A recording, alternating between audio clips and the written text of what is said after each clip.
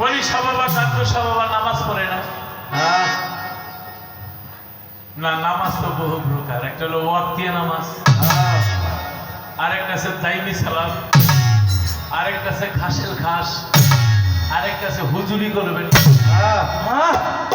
অবশ্যই আল্লাহর ওলি হইলে নামাজ পড়ছে। একটা চর্মচোখে দেখা, একটা অন্তর চোখে দেখা। এখানে এসে বসে ফেলে রঞ্জন সাহেবের একটা গানে আছে, বসে ধ্যানে বসে দূরের বস্তু সামনে সচকে দেখে শুনে দিল হুজুরি সচকে দেখে শুনে দিল হুজুরি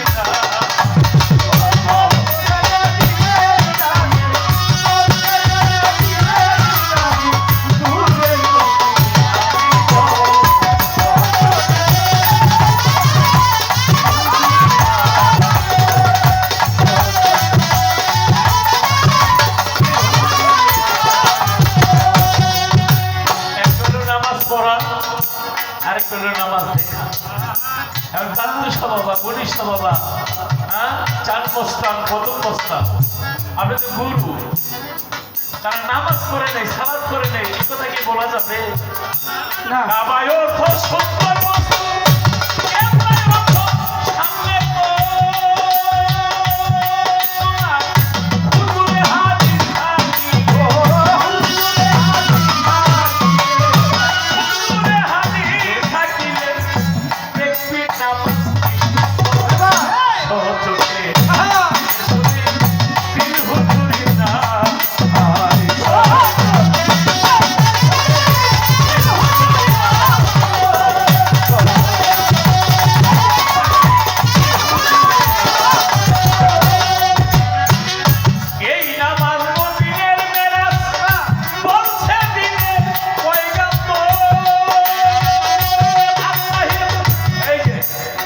যারা কমিটির ভাইরা গেছে 1 টাকা 2 টাকা 10 টাকা 5 টাকা যে যা পারেন 8 দিন 9 দিন 10 দিন অনুষ্ঠান করে স্টেজ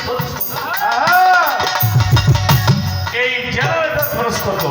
এটা আপনারা আমরা সবাই মিলে যদি এখানে দয়ালের দরবার মানে আপনারা আমার সবার দরবার যে গান গাইতে থাকি, আপনারা দরবারের জন্য একটু খেয়াল করেন।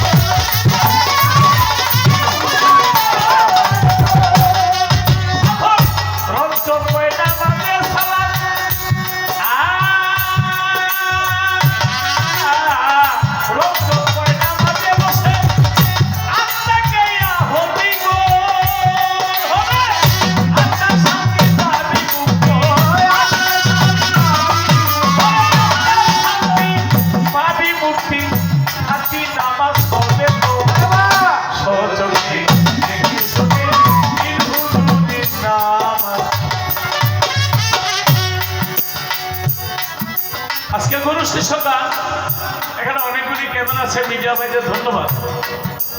যারা ওলি কাকুসা বাবা, গণিসা বাবা, চান মস্তান, কদম মস্তান, তাদের দরবারে হাজার হাজার লক্ষ লক্ষ লোক যায়।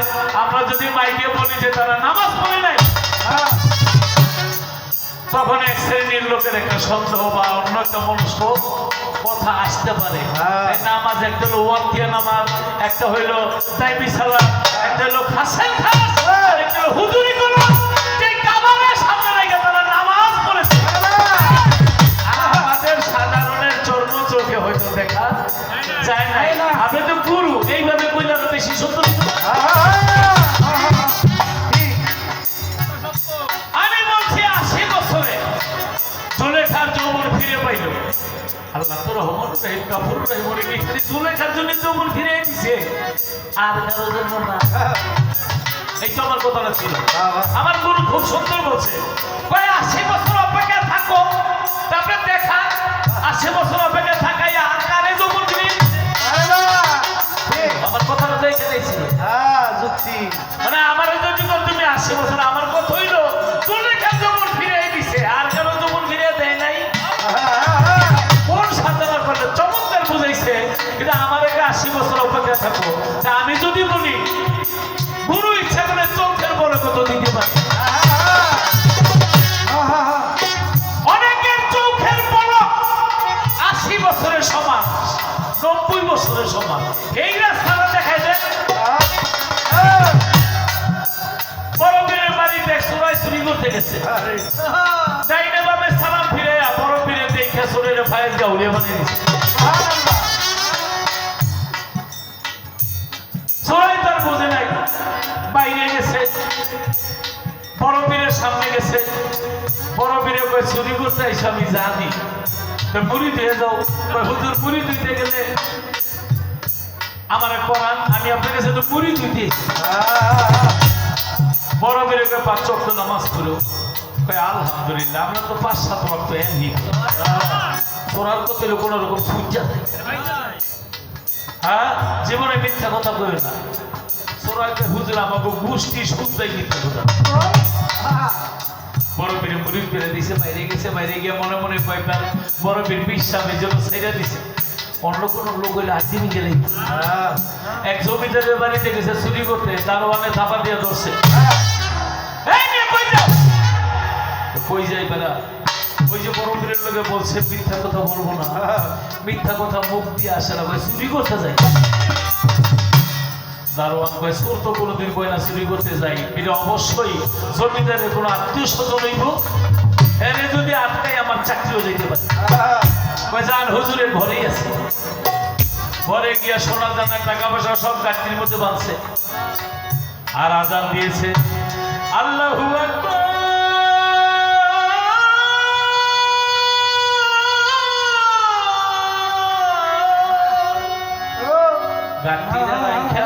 নামাজের মধ্যে দাঁড়ায় গেছে। জমিদার ঘুম থেকে উঠা থেকে সোনা দানা টাকা পয়সা কিছুই নাই, তবে একটা লোক নামাজ পড়ে। জমিদার কয় কোন চোরাই ছিল, আল্লাহর রহমতে কোন দরবেশ ওলিয়া উলি আমার ঘরে আইছে, চোরাই কাটতে ফিরে গেছে। নামাজ শেষে চোরার পায়ে ধরে জমিদার কয় বাবা আপনি না থাকলে চোরাই সব লয়ে যেত। আমি নিজেই চুরি করতেছি। জমিদারকে দেখছো কত বড় আল্লাহর ওলি, অন্যের দোষে নিজের ঘাড়ে চাপায়, এই তো আল্লাহ। বাবা যতই করে মানে মুড়ি না বুঝে যেতে পারবেন না। আরে কিন্তু চোরাই নিয়ে যেত সোনা দানা মুড়ি করে আপনি নিয়ে যান, চোরাই বাজারে তো মুড়ি করান যায়। মানে কি করে মুড়ি করে চোরাই জমিদারের 5 ওয়াক্ত নামাজ পড়ে ওই বড় পীরের আর জীবনে মিথ্যা কথা বলে না। এই কথা বলিয়া চোরাই স্বর্ণের গাঠটি লইয়া রাস্তা দিয়া হাতে মনটা গেছে পরিবর্তন হইয়া। অনেক খারাপ মানুষ কিন্তু সহজে ভালো হয়ে যায়, তো আগেই উড়ে গেছে। বড় পীর আমাকে ছেড়ে দিল, দারোয়ান ছাড়লো কেন? দারোয়ানের কাম হইতো দইরা পিটিয়ে চোদ্দ নেমে যাবে। দারোয়ান ছাড়ছে ছাড়ছে সব জমিদার আমার ছেড়ে দিল, কারণ মনটা ভালো না গেছে বড় পীরের কাছে চলিয়া। তাইয়া বলে আসসালামু আলাইকুম বড় পীর। আমি সালাম গেলাম দিয়া। বড় পীরকে ওয়ালাইকুম সালাম, বিষয় কি? বড় পীর আমার কেমন কেমন গেছে হইয়া, আমি কিন্তু আপনার ঘরে আসিছিলাম, এসেছিলাম চুরি করিবার লাগিয়া। বড় পীরকে তুই গেছো আমি আগেই দেখলাম। আপনি জানেন আর কি জানেন? জমিদারে মুরিদ করাইয়া সোনা দানা টাকা পয়সা লইছে আমি এইটু জানি, দারোয়ান ধরে ছেড়ে দিছে আমি এইটু জানি, বলি আপনি সব কিছু জেনে শুনে আমাকে ছেড়ে দিলেন কেন? আমি যে চোর। তুমি চোর বলছে কি? আমার ঘরে সিনকে যা মাথা ঢুকাইছিলাম, বলে হ। ওই সব আমি তোমার দিকে তাকাইছিলাম, বলে হ। ওই সব তাকাইয়া তোমার সাথে সাথে উলি মনে বলো প্রভু ছেলের কবি আফান শৈলতিবার জিকির, আরেকটা জিকির আছে আইডি জিকির। পিসা চোখে চোখে চাইলিও ও গুরু 80 বছর তাকায়া থাকতে হবে কে পিসাবে তো চোখের পরে গে সোনারে উলিয়া মানে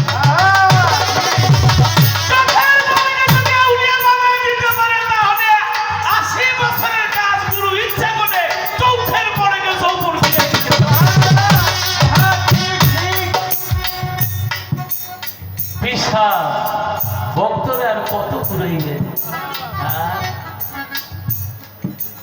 আপনারা আমি প্রশ্ন করুন না, খালি জানতে চাই 36 বছর শেখ ফরিদা উলিয়া, উপরে পা নিচের দিকে মাথা। 36 বছর ইবাদত করার পরে তার মা বলে ফরিদ রে তুই গুলি ধুইতে যা। বলে কোথায়? বলে কুতুবউদ্দিন বর্তমানের বড় আউলিয়া, সেখানে গেলেন। কুতুবউদ্দিন আউলিয়া 12 বছর তার একটা মাটির গর্তের মধ্যে ফেলা গেছে। 36 আর 12 কত? 48 বছর। কুতুবউদ্দিন কাকির গুরু হইল খাজা বাবা। খাজা বাবা একদিন ভক্তের বাড়িতে আইসে, আইসা দেখে গর্তের মধ্যে একটা মরা লাশের মতো বুঝে রয়েছে। খাজা বাবা কুতুবউদ্দিনের কয়, কুতুবউদ্দিন ওকে মইরা গেছে, মইরা গেলে মাটি দাও। কয় না মরে নাই, আত্মারা একটু আছে। ওকে বলার নাম শেখ ফরিদ, আমার কাছে মুড়ি দিতেছে, ওর আমি সাজা দিয়ে খালি করতেছি। খাজা বাবা কয় ও বর্তমানে যেই অবস্থায় আছে মনে হয় রুহুটা যে কোনো সময় যাইতে পারে। এই অবস্থায় ও আগেই 36 বছর ওর মা ওরে সাজা দিয়া খাটি করে তারপরে তোমার কাছে পাঠাইছে। তুমি 12 বছর ওরে আর কত সাজা দেব, উঠাও। কুতুবউদ্দিন কাকে দিয়ে ফরিদ করছে, কয় তোমার দাদা আমার বাবা খাজা বাবা আইছে, এই জন্য তুমি মুক্তি পেয়ে গেলে, তাহলে আমি আরো সাজা দিতাম। খাজা বাবা কয় ভক্তর এই অর্থায়াসটা আমি নিজে দিব। ফরিদ শেখ ফরিদের উঠাইলেন, বাম পাশে রাখলেন কুতুবউদ্দিনের, ভক্তরা রাখলো ডান পাশে। খাজা বাবার ফায়াস শেখ ফরিদের ভিতরে ঢুকাইলেন। শেখ ফরিদের ভিতর থেকে বাইর করে আবার খাজা বাবা আর শেখ ফরিদ পুরো ভক্তের 2 ফায়াস দেয়া, কুতুবউদ্দিনের ফায়াস আর খাজা বাবার ফায়াস, 2 গুরু শিষ্যের ফায়াস দিয়া নাতি শেখ ফরিদের কলমের মধ্যে ঢুকে। আবার জানতে চাই গুরু সোরারে চৌখের বলে আউলিয়া বানাই দিলেন, আর শেখ ফরিদের 48 বছরের পরেও আমি খাঁটি বানাবো, দাদা পিসাব নাই রে বলে আরো সাজা দিত। আপনার নিয়ম নীতি এমন কেন?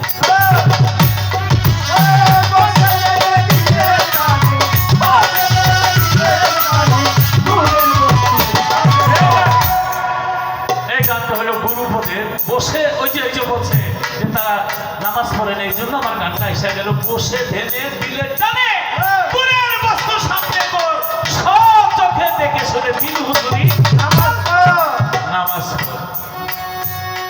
আমার গুরুর কাছে কিছু কথা গেল লইয়া, কি ব্যক্তি কিছু দিলে কিছু দিলে কিছু মিলে। আবার যারা দয়াল যদি ইচ্ছা করে 60 বছরের আবাদত, 80 বছরের আবাদতের চাইতে চোখের পলকে গুরুর সামনে থাকবে তার আবাদত হয়ে। আবু বকর সিদ্দিক তিনি আমার নবীর কাছে বসলেন। আমার নবী বলে, সিদ্দিক আমাদের কোনো একদিন হিজরতে যাইতে হতে পারে, তুমি কিন্তু রেডি থেকো। আবু বকর রেডি থেকো। কিন্তু যখন আমার নবীর ঘর চারদিক থেকে ঘেরাও করে ফেলত, 40 জন যুবক হাতে রাঙা তরবারি নিয়ে আবু জেহেল অর্ডার করলো, কেউ যদি মোহাম্মদের কল্লা গাইতে নিজে বর্তমানে 1000 স্বর্ণ মুদ্রা। আমার নবীর ঘর ঘেরাও করলো, সিনায় সিনায় লাগাইল যাতে নবী বাইরে যেতে না পারে। ঘরের দরজা ভাঙিয়া ভিতরে ঢুইকা চায় দেখে নবী নাই। আমার নবী মাওলা আলীরে ওই বিছনার মধ্যে রাইখা, কারণ অনেকের আমানত নবীর কাছে ছিল, মাওলা আলীরে বোঝাই দিয়া তিনি চলে গেলেন সর্বপ্রথম আবু বকর সিদ্দিকের বাড়ি। সে আবু বকর সিদ্দিকের বাড়ি গিয়া দরজার মধ্যে টোকা দিছে। আবু বকর টোকা দেওয়ার সাথে সাথে দরজা খুলে দিয়েছে। আমার নবী বলে, আবু বকর, আমি যে আজকে হিজরতে যাব আল্লাহ আদেশ করেছে, তুমি কি জানো? কারণ আমি একটা টোকা দিলাম, তুমি কি রাত্রে ঘুমাসো না? আবু বকর সিদ্দিক চোখের পানি ছেড়ে দিয়ে বলছে, নবী, আজ থেকে 6 মাস আগে আপনি ওয়াজের কথা বলেছি আমাদের কোনো একদিন এই মক্কা ছেড়ে যেতে হবে। সেদিন থেকে আমি একদিন রাত ঘুমাসি না, সদা সর্বদা আপনার পথের দিকে চেয়েছিলাম। আল্লাহর হাবিব না জানি কখন এসে আমাকে ডাকে, আমি যদি ঘুমিয়ে যাই আর যদি আল্লাহর হাবিবের ডাকে সাড়া না দিতে পারি, আমি আল্লাহর হাবিবের সফর সাথী হতে পারবো। তাই আমি নবী 6 মাস যাবত আমি ঘুমাসি না, সদা সর্বদা আপনার পথের দিকে চেয়ে আছি। কখন আল্লাহর হাবিব আসবে, কখন আমার গুরু আসবে, আমি সদা সর্বদা দরজার মধ্যে মাথাটা দিয়া ফেলে থাকি। আল্লাহর হাবিব নিয়ে এসে আমাকে বলে, আবু বকর, আমি এসেছি, তুমি আমার হিজরতের সাথী হয়ে চলো। নবী, আমি 6 মাস ঘুমাসি। এখান থেকে একটা গান আমরা গাই, দয়াল আমার এই পথ ফিরিয়া আসবে, আমি সদা থাকি পথের দিকে ছায়া রে। তোমার গরিব ফিরিয়া আসবে, আমি সদা থাকি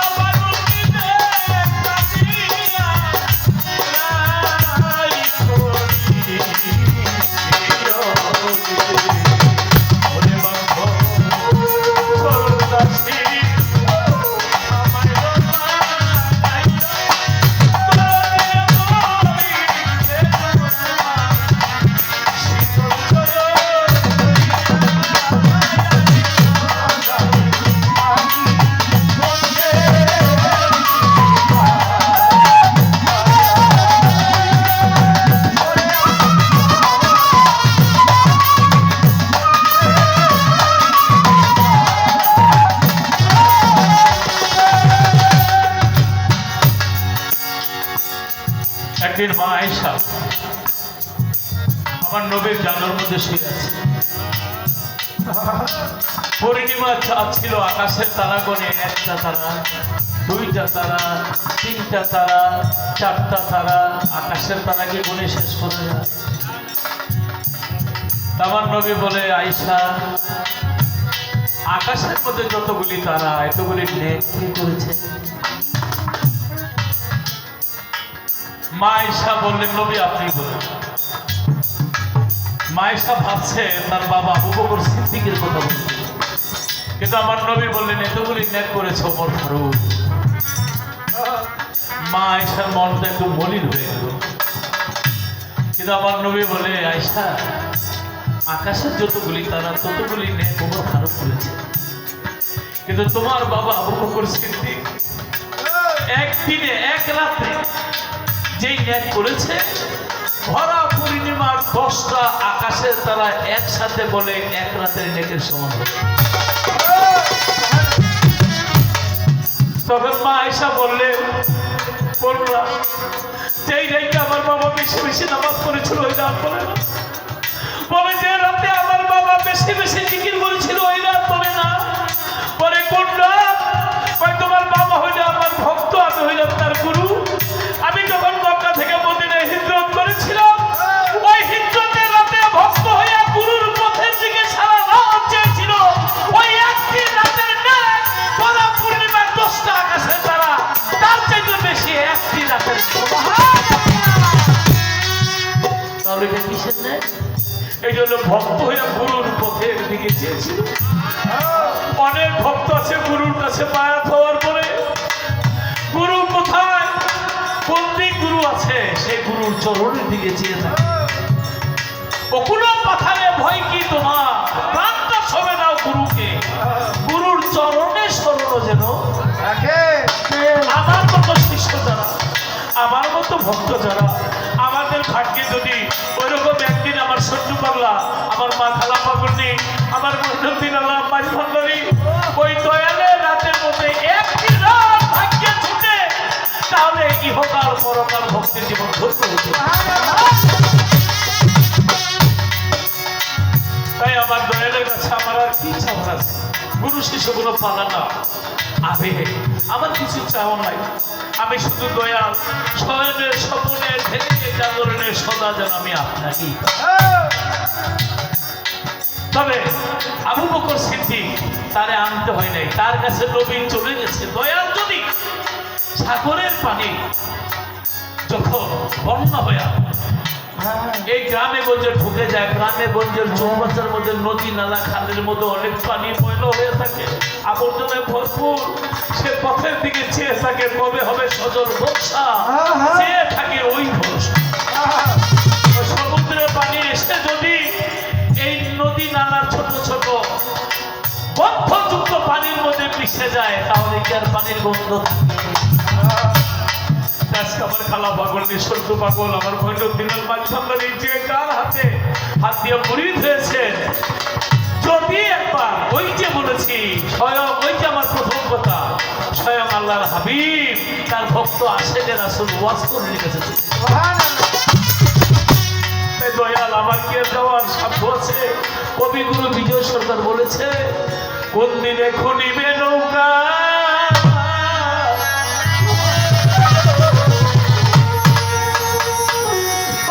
একবার কইও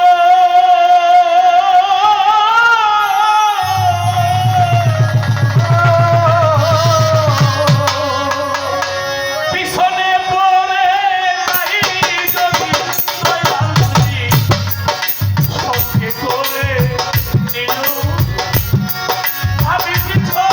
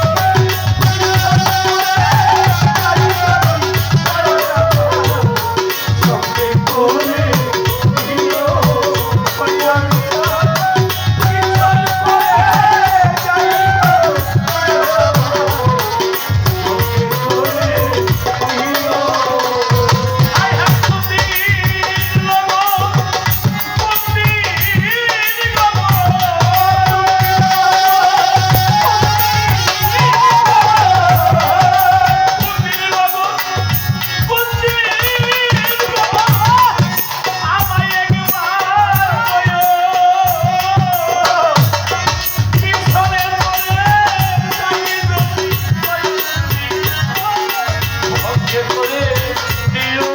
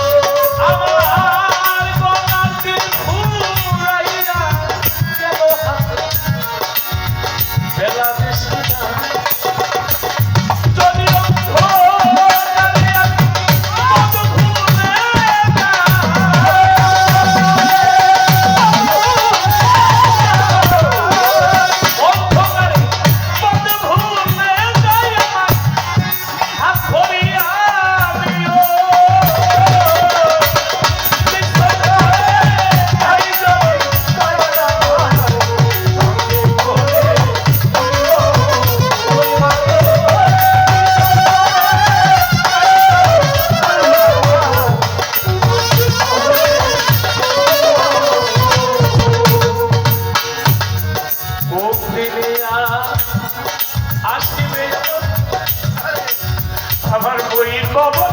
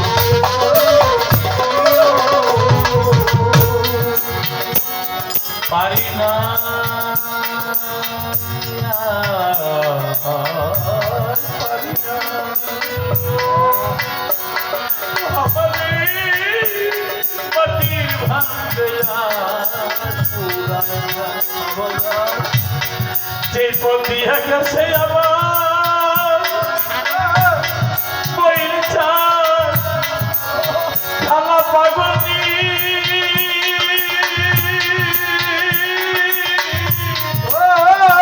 সেই পথ কত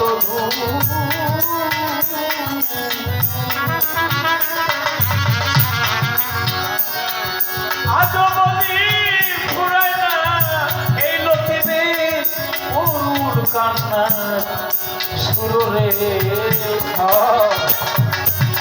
শ্রান্ত বলে শ্রান্ত গেছি